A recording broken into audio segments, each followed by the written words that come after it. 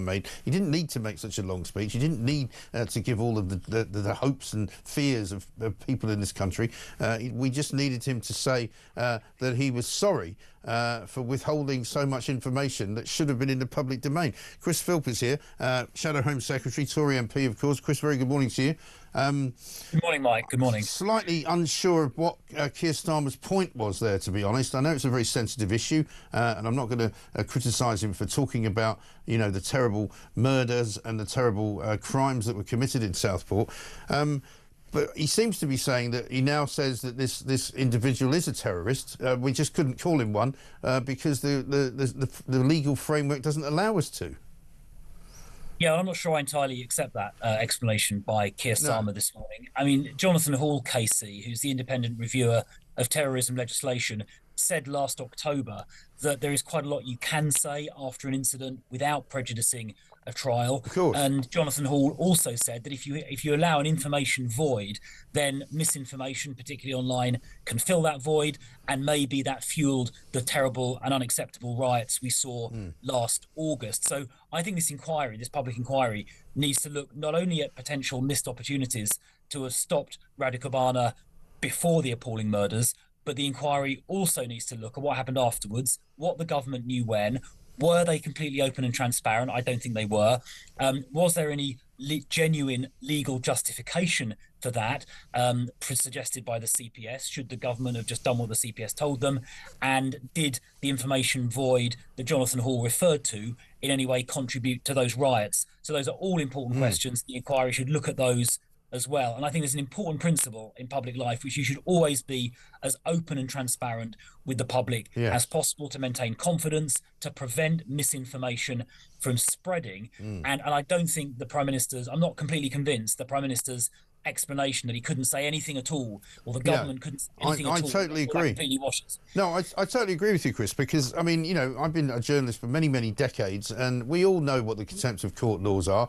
We all know what you're allowed to say and what you're not allowed to say, and I'm not going to be given any lectures, thank you very much indeed, from some bloke who thinks he's a lawyer, so he can now shut everything down. You know, we've had the Speaker of the House of Commons as well being told that he has to make sure that nobody said anything in the House of Commons, which is protected by parliamentary privilege, you know. So there's something very wrong here. He talked about transparency and that in order to trust the system, there must be transparency. He's just admitted to Beth Rigby, who asked him a question from Sky, if it's true that he withheld information. He's just admitted that he did withhold information because he says it would not have been right to disclose it. Well, that's not for him to say, surely.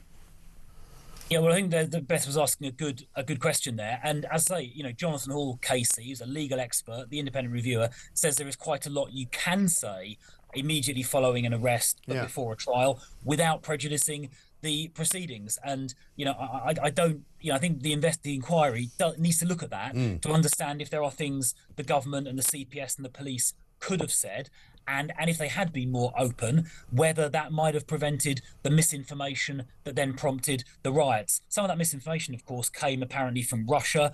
So, you know, if we're dealing with deliberate misinformation emanating from hostile states, you know, we need our government to be open and on the front foot, telling the truth, so there's no space for misinformation. Well, exactly, because you can't on the one hand say, we're not going to tell you anything, but don't listen to anybody else. Because, you know, clearly that leaves a massive gap in public knowledge. And the public, as I've said before, are not stupid. And can we also please find out during this inquiry, why is it the police issue pictures which are not really relevant to the case? For example, you know, we had a picture of this assailant, this murderer, this monster, as a child, you know, which led people to believe that, you know, he was a very different individual to the one that we see now.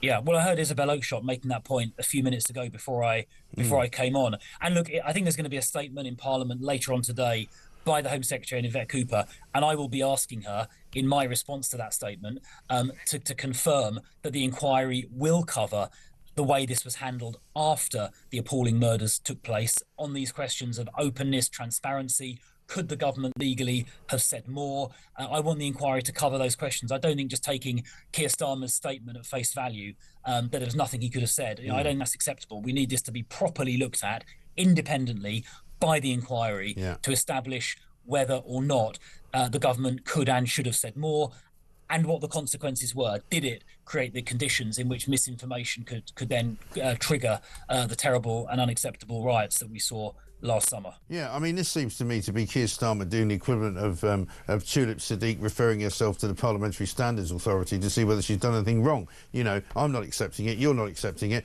our listeners and viewers are not accepting it. Chris Philp, thank you very much indeed. Shadow Home Secretary there. Not entirely convinced by this Keir Starmer explanation for why he withheld information, which he has now admitted doing on the grounds that he was going to prejudice the case. We're not buying it, no way, no how. This is Talk.